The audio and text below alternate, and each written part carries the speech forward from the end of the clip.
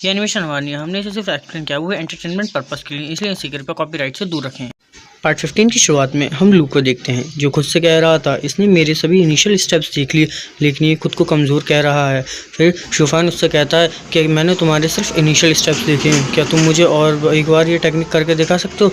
मुझे इसके सभी स्टेप्स को सीखना है। लू इसको सुन कहता है कि ठीक है, मैं तुम्हें एक और बार ये टेक्निक करके दिखाऊंगा और फिर वह इस टेक्निक को करके दिखाने लगता है। फिर वह शूफान के पास आता है और कहता है क्या तुमने इसको देख लिया? तो शूफान उससे कहता है हाँ, मैंने इसके सभी स्टेप्स को मेमोराइज कर लिया। फिर लू के कहने पर वह उस टेक्निक को करके दिखाने लगता है।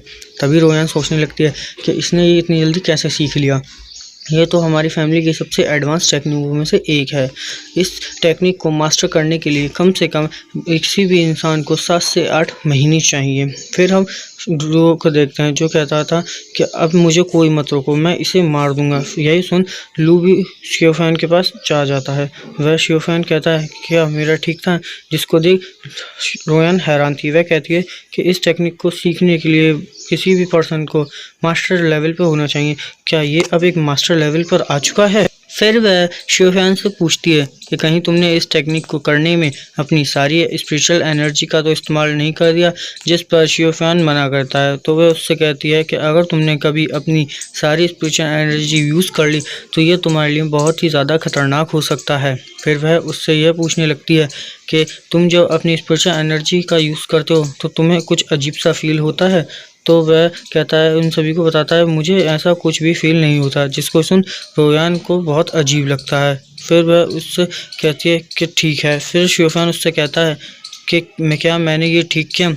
जिस पर वह कहती है कि हाँ, तुमने यह बिल्कुल सही किया। फिर यह सब सुन लू बहुत ही ज़्यादा बोर हो रहा था। फिर वह वहाँ से जाने लगता है जिस पर रोयान उसे रोकती है। फिर वह उससे कहती है वहीं पर रुक जाओ। यह सुनकर लू वहीं रुक जाता है। इसके बाद हम देखते हैं शियोफैन अपनी टेक्निक से इस्तेमाल कर उन दोनों को दिखाने लगता है। इसके बाद हम देखते हैं सुबह के सीन में जहाँ शियोफैन अपनी कैट के साथ बाहर आ रहा था। उसी समय उसकी नज़र लू और सिस्टर यान पर पड़ती है। कहता है गुड मॉर्निंग।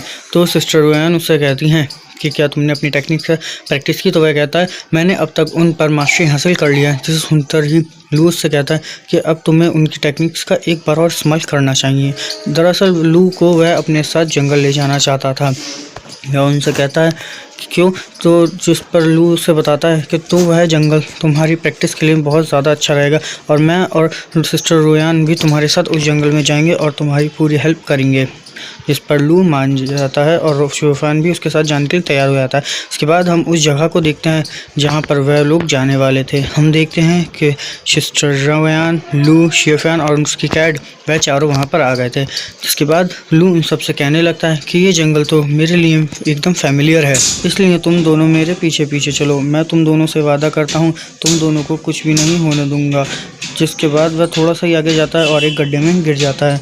वह उनसे कहता है कि ये बस एक छोटा सा एक्सीडेंट था, क्या तुम दोनों को मेरे ऊपर विश्वास नहीं है? जिसके बाद वह रोयान से कहता है कि रोयान तुम मुझे हाथ दो और ऊपर खींच लो। इसको सुनकर रोयान वहाँ से चली जाती है। इसके बाद शियोफैन उसे अपना हाथ देता है और कहता है कि मैं तुम्हें ऊपर खींच लूँगा। जिस पर लू उससे मना करता है और फिर वह अपनी पावर्स का इस्तेमाल कर वहाँ से बाहर आ जाता है।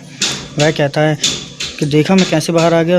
तो शियोफैन उससे कहता है अगर तुम बाहर आ सकते थे तो तुमने रोयान से क्यों हेल्प मांगी? जिस पर वह कहता है तुम नहीं समझोगे और ये कहकर वह हंसने लग जाता है। फिर हम देखते हैं कि लू और रोयान दोनों आगे आगे जा रही थी। शियोफैन उन्हीं के बारे में सोचने लगता है। फिर वह उनसे कहता है अरे मेरे लिए तो रुक जाओ, मैं पीछे पीछे ही रह गया। और फिर इसी के साथ हमारा एपिसोड ख़त्म हो जाता है। इसका नेक्स्ट पार्ट भी हमारे चैनल पर जल्दी आएगा, इसलिए चैनल को सब्सक्राइब ज़रूर करें।